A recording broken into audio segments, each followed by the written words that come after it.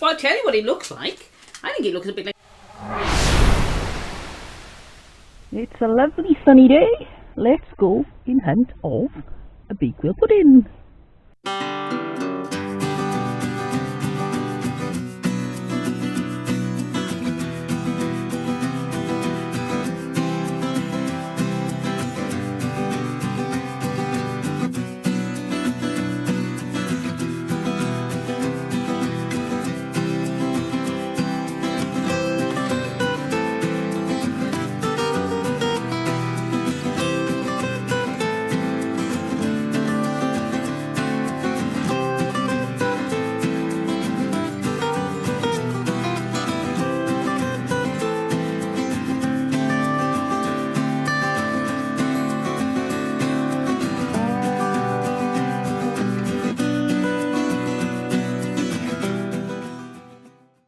So here we are back at the Premier Inn, and we have got our Bakewell pudding.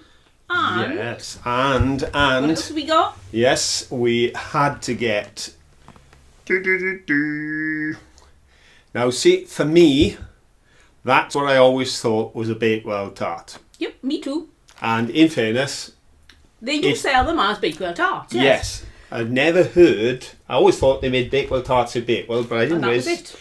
that the original thing is a Bakewell Pudding. pudding. So Pudding, we have, which don't come in such a pretty bag. two Bakewell puddings. Interesting to note, before we do our taste test, we turn that bag around, Yes. the amount of grease on the bag. Now, I wouldn't have thought that these would have been greasy. They No. are. These are not. Before we start the taste test, I have to apologise for the lighting. We're in a Premier Inn. The lighting is horrendous. We've got very, very strong light above us and dull dinge everywhere else. And even with my lighting, I just can't get it to work. So you have to try searching for us in the dark. Right, so Right. we have We have a plate our each. plates It's exciting. and forks. Ta-da. From our picnic Now set. we're going to start with the Bakewell pudding. That is a Bakewell pudding. Looks like a custard tart to me. Not to me. I like custard tarts. That looks like a custard tart which someone forgot to put the custard in. Well, I'll tell you what it looks like. I think it looks a bit like a meat pie as well. I'll take it out of the foil. It better not be a meat pie. The pretty passage it I'm out. vegetarian. Plus they sold us a meat pie. So doesn't that look like a meat pie? I've got to be honest, mate, it feels quite flaky. It's very flaky. And you seem to have two things going on here, because this is a flaky pastry, and I don't know if you can see the join there, but there's obviously a cake sort of substance sat inside it, isn't there? Feels very much like flaky pastry though.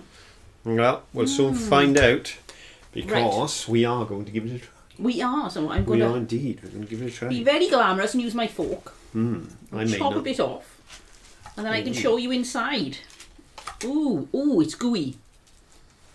And it's thin, and it's like, oops, you can do the bed creaking. Empty. Now the reason why we're on the bed doing this taste test is not because we want to be like John Lennon and Yoko Ono, it's because we only have one seat in the whole of the room. There is nowhere we can go other than the bed, so you've got us in bed. Yep. Sometimes at Premier Inn we have a little table and a couple of chairs. Very nice. But this is very petite. It's beautiful. It's exactly what I asked for. It is far end, quiet, great, but Small. small. Right, so what do you think with your first mouthful? I'm impressed. Are you? Yeah, I was ready to really diss these because I got to be honest, they look horrid. They do. But, and I thought I've got to eat this without custard. That's going to be hard. Or cream. But no, I actually think they are nice. Right, well, I'm going to cut I'm this down to an surprised even at it. smaller piece. I am dubious about this because I don't like dry cakes. So, not here dry. we go. Not dry. That's not dry.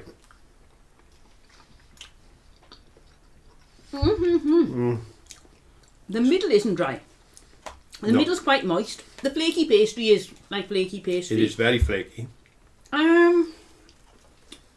don't know. I'll try another piece. Slow down.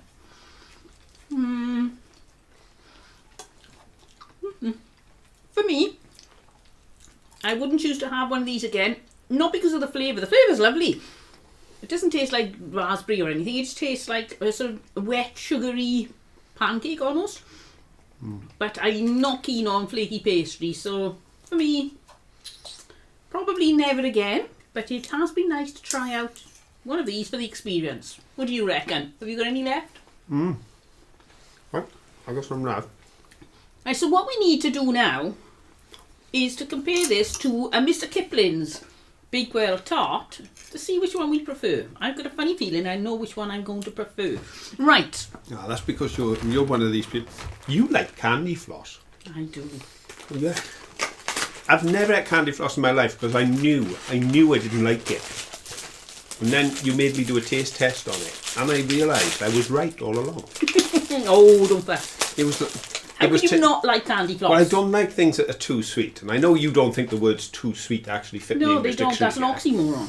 But I don't like things that are too sweet, and I don't like chewing cotton wool. So to chew cotton wool is too sweet. Fuss. Right then, so I'll show you now, for anybody who's never seen one of these, this is a Mr. Kipling's Bakewell tart. And if I take it out of the foil, you've got short crust pastry, and then inside you've got a little layer of jam, then you've got some frangipan, which is like an almond sponge, then you've got lovely thick sweet icing, and a glacé cherry on the top. So really, it's a poor copy of one of those. It is, because this has got the frangipan, this has got the pastry, but it's flaky pastry, and there's no icing on it, and no cherry. Yeah. I know he claims to make exceedingly good cakes, but in fairness, he is in the mass production.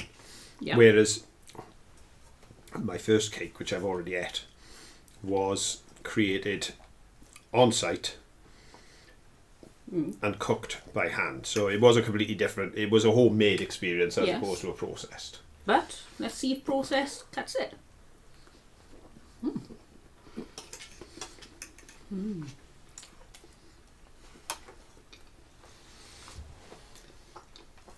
What do you think? Mr. Kipling or not Mr. Kipling? I'll be honest, Go on then.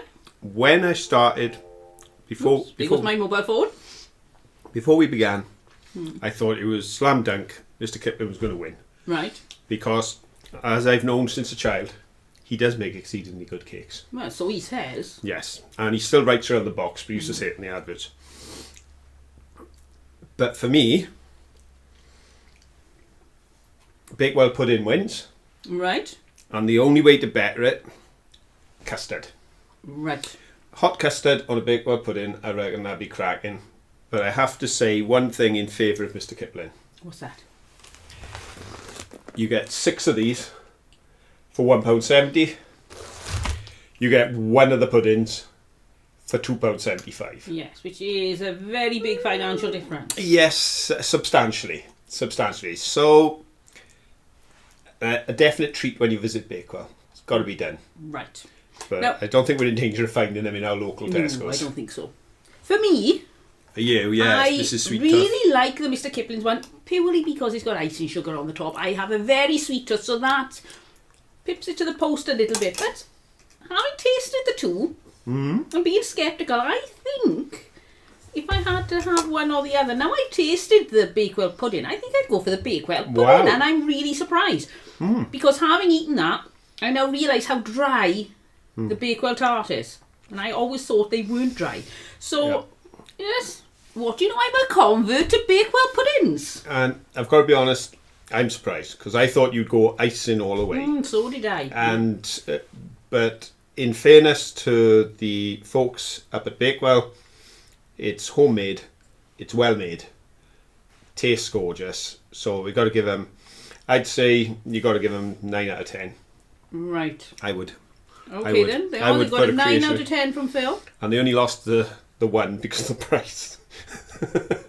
Yeah. I'd give them an 8 out of 10 because I really would have liked, maybe not covered in ice and sugar. And I know it's been a traditional recipe Yeah, for all that's that it. time, but if it was for me personally, I just like a little bit of icing drizzled over the top. So 7 or 8 out of 10 from me. There we go. So there we go. That is our little venture into Yes. Bakewell and our taste test of the Bakewell pudding. The taste of Derbyshire.